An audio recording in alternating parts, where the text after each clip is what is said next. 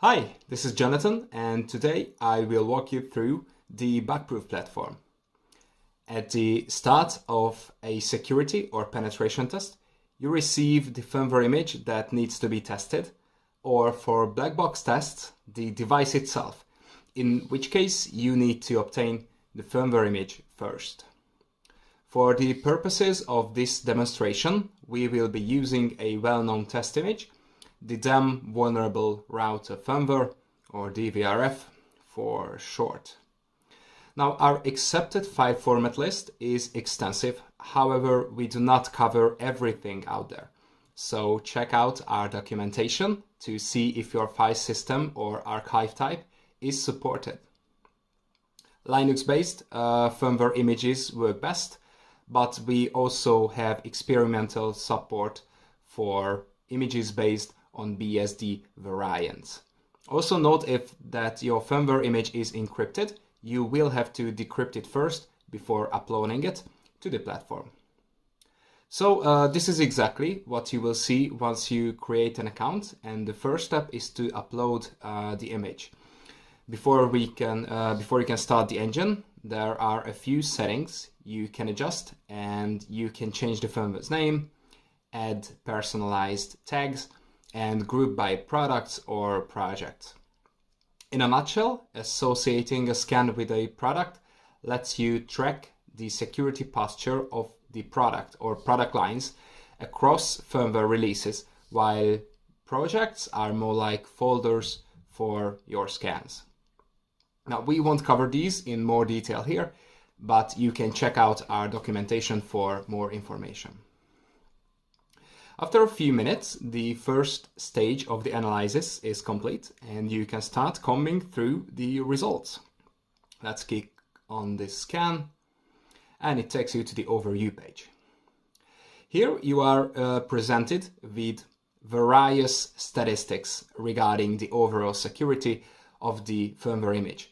You can see a total count of vulnerabilities and the distribution of their severities, as well as more technical metrics such as how often unsafe functions are used or how well the binaries in the image have been hardened. The actual results of the scan are organized into sections. Let's dive a bit deeper and see what's inside, starting with the weak binaries page. Our scan gathers information on all binaries, including shared libraries, found in the firmware image. By default, the list excludes binaries that are part of the operating system, letting you focus on the middleware and application layers. If desired, one can filter the list further by showing only binaries that seem to be exposed to the network. Now, using various heuristics, an algorithm ranks the binaries by the likelihood of finding 0 days. This is based on the number of unsafe function calls, their hardening status, size, and various other factors. You can see all of these here. So calls to unsafe functions such as sprintf and system calls are indicators of poor application security, and the more of them are found in one binary, the more likely it is that mistakes were made that could lead to an exploitable vulnerability. The likelihood of exploitation is also affected by compile time hardening measures such as stack canaries, and these are also detected and listed for each binary. Now, this list is merely to help you pick your targets on which you can start up the dynamic analysis engine PRIS.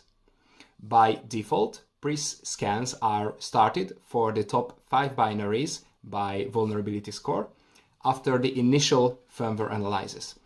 But this can be customized, and you can also start individual scans later on for any of the binaries manually. So what are these so-called PRIS scans? It's easier I show you, so let's look at the results and see how you can find 0 days faster than ever. Now, in this binary, our engine has found a potential command injection vulnerability. Some binaries will have more than one potential zero-day vulnerability. And of course, at times there will be no results at all. Those that were found are listed here on the left. For each potential vulnerability found, PRIS will extract the relevant function and show you both the compiled code and disassembly, highlighting the likely site of the vulnerability to help you investigate further. Sometimes this information is enough to confirm that the vulnerability exists. Other times one might need to analyze the binary further using tools such as Ghidra or BugProve. While someone with several years worth of security experience can easily identify whether a piece of the compiled code is vulnerable, and if so, how one can fix it, we aim to make our platform accessible to developers and less experienced security researchers alike. With just one click here on the Explain button, you get a detailed explanation of why we think the code is vulnerable and how it might be fixed, all thanks to our AI-driven remediation feature. Now, obviously, like all AI-powered products, it sometimes misses the mark, but more often than not, it will give you a quick, actionable information on how to fix the vulnerability. Now, I have been careful to refer to these as potential vulnerabilities, and the final decision on whether you consider the binary to be vulnerable or not is yours. Simply mark the finding as accepted if you have determined that it is indeed vulnerable, or rejected if you believe it to be a false positive.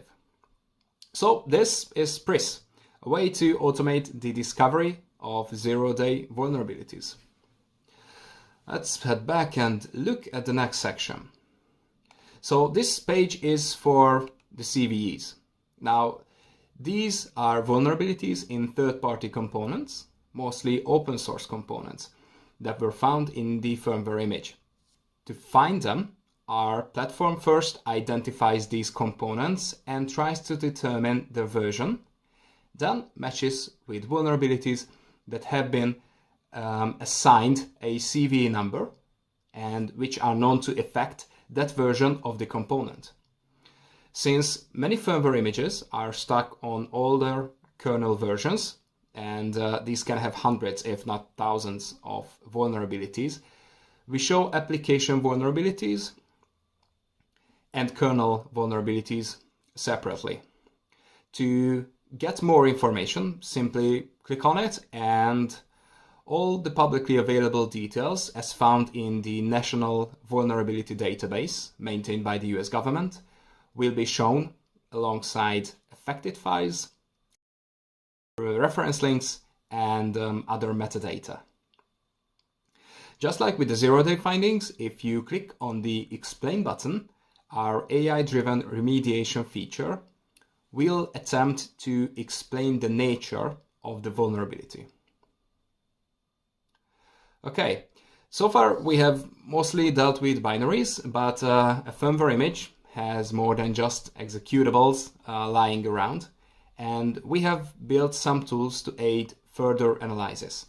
Let's check out the cryptography section first. So during an analysis, cryptographic artifacts such as certificates, as well as public and private keys, are extracted from the firmware image. Artifacts from binaries and from other sections of the firmware included, and the system analyzes these to detect obsolete algorithms, weak keys, and to warn about hard-coded private keys. For each artifact, we display key details alongside a full open SSL dump, and you can also download them in DER format. To complete our walkthrough of the analysis results, let's move to the File Explorer. Now, this is another tool to help you with reverse engineering. So this File Explorer can be used to understand the basic layout of the firmware and to identify issues with permissions and ownership. One of the first things we do with a firmware image before analysis is to extract it. During extraction, the platform reconstructs the original root file system by detecting mount points. This way, you can get as close as possible to the original layout of the firmware image. At the root directory of the File Explorer, you can see the list of recognized file systems and you can browse their contents. We try to preserve and show all metadata whenever possible, and you can download each file individually here, as well as all extracted data in a large tarball. So at this point, you should have everything you need to start a deeper analysis of the firmware image.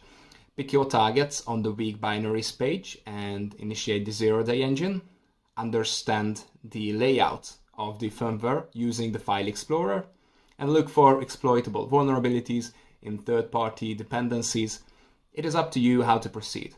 And before we wrap it up, you might have noticed that we haven't yet visited the last section, the reports page. So after you have looked through all the findings, have accepted or rejected them based on your own research, you have the option to generate a PDF report from all the vulnerabilities that have been accepted. But that is not the only way to share your findings with others. The results of the scan with all its sections are basically one big interactive report, and you can share it with your teammates or with a wider audience by clicking on the share button. Now this will create a link that takes whoever opens it to the results of the scan. Deep linking is allowed, so if you click on the copy link button, it will copy a link that takes openers to that exact page. When the report is opened through a link, downloading files obviously disabled, and it only shows a read-only view of the current state of the report and all its findings. Now, we have a free plan available for individuals and security researchers, so you can get started by just logging in with your Google account and uploading your first firmware image. Follow us on LinkedIn for the weekly updates and report your findings in a responsible manner. This is BugProve. Happy hunting.